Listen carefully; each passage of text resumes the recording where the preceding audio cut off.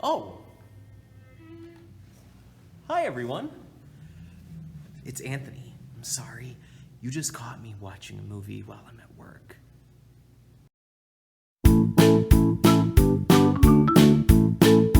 Welcome to a Carnegie Movie Night Review.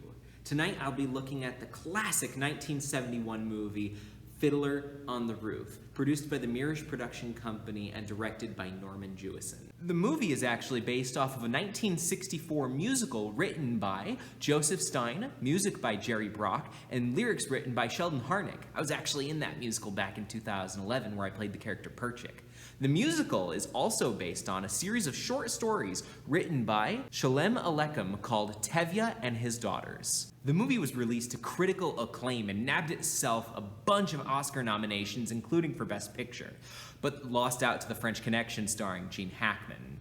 The movie did, however, nab 3 Oscar wins for Best Music, Best Sound, and Best Cinematography. The music was handled by the amazing John Williams of Harry Potter, Star Wars, and Jurassic Park fame, just to name a few. In the movie, we follow the actor Topol as he plays the character Tevye, a small-town dairy farmer in Tsarist Russia. Tevye struggles financially throughout most of his life, in no small part due to the fact that he has 5 daughters, the eldest of whom is soon in need to be married off. At the beginning of the movie, we have a song and some dialogue about Tevye's struggles, the town of Anatevka, his faith as a Jewish man, and, most importantly, Tevye explains that life in Anatevka is like a fiddler on the roof. Everyone is trying to scratch out a small, pleasant tune without breaking their neck. And why does everyone stay there if it's so dangerous? Because it's their home, and tradition is what keeps them sturdy. History time! After the First World War, the Russian Empire was struggling. Tsar Nicholas II wasn't the most popular monarch in Russian history. The people quickly became more and more dissatisfied with his rule, politically and economically, toward the beginning of the Great War. Specifically, Jewish people at this time were being forcibly removed from their homes in what we call pogroms, due to a large anti-Semitic movement spurred after the death of Tsar Alexander II. People were starving and couldn't afford to make a living wage, and this made the concepts of communism and socialism very agreeable to the struggling working class within the Russian Empire.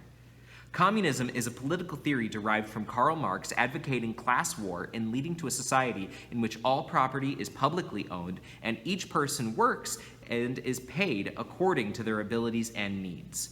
And socialism is a political and economic theory of social organization which advocates that the means of production, distribution, and exchange should be owned or regulated by the community as a whole.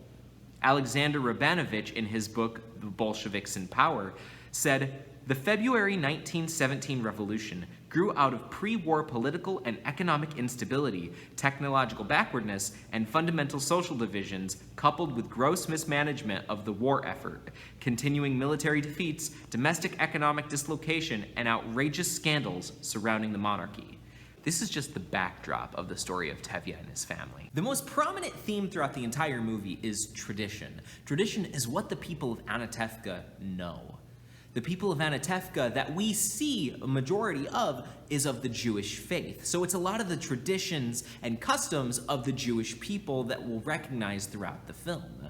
Traditions and customs like arranged marriages set up by a matchmaker, marrying within the faith, and the father being the head of the household and having absolute power over the family's decisions. Just a quick side note, many of the customs that were prominent during the time period of this movie taking place may not be relevant to the Jewish customs and practices in today's society. Tevye's struggles throughout the movie mainly derive from the constantly changing world that he lives in, what with the pogroms, the upcoming revolution, and more progressive ideas generally becoming the norm in society, and how Tevye can maintain the balance of the traditions of his faith with an ever rapidly changing landscape. Tevye struggles with what parts of his traditions he'll let go, what he'll let bend, and what he'll draw the line in the sand in and refuse to let go. Tevye must do all of this while 3 of his 5 daughters are ready to get married. We get to see Tevye at some of his lowest moments humanly possible while he's still charismatic, and that really makes him a compelling character to watch. All of the side characters in this movie, besides Tevye, really make this movie shine. Tevye's 3 oldest daughters, Zeitel, Hodel, and Chava, really feel like sisters, and they're amazing to watch together. Golda, Tevye's wife, shines throughout the entire movie by being the real head of the household, while Tevye lives in his dream world of being such an important and learned man. More side characters make the movie a really great viewing experience, like Model Taylor, Perchik, Fiedka, the rabbi and his son, Yenta the matchmaker, Laser Wolf the butcher, and all of the other denizens of Anatevka. A lot of what I've said about this movie makes the movie come off as really depressing. And don't get me wrong, it does have quite a few sad moments in it, but there are also some really amazing highs that really make the movie come alive and really emotionally dynamic. The songs in this movie have really defined themselves as classics by this point. The song Tradition, Matchmaker, Tevye's Monologues, Wonder of Wonders, Chavala are all masterpieces in the musical landscape. If you take a look at the song Sunrise Sunset, it's even become a staple in the Jewish faith. You may also recognize the song If I Were a Rich Man, hopefully from the movie's version of the song, but you may also recognize it by the changed up cover by Gwen Stefani, If I Were a Rich Girl. Na na na na na na na na na. Besides the story and the music in this movie, the visuals are a sight to behold. The camera angles, the visual design of Anatevka, even some of the physical metaphors in the movie are just amazing to look at. In the movie, the fiddler is a physical representation of tradition throughout the movie in Tevye's mind. It's such a great thing to look at. You won't regret looking at this movie and not just hearing it, not just watching the story, but looking at the movie is a sight to behold. If you haven't watched Fiddler on the Roof yet, I highly suggest it. It is one of my favorite movies of all time, and I really hope you enjoy it when you do finally see it. If you have watched it already, I know, right?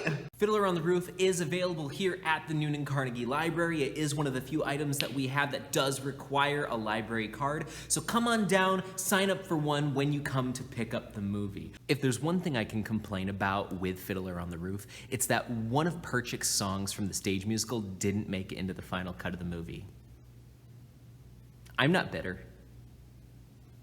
Bye, everybody.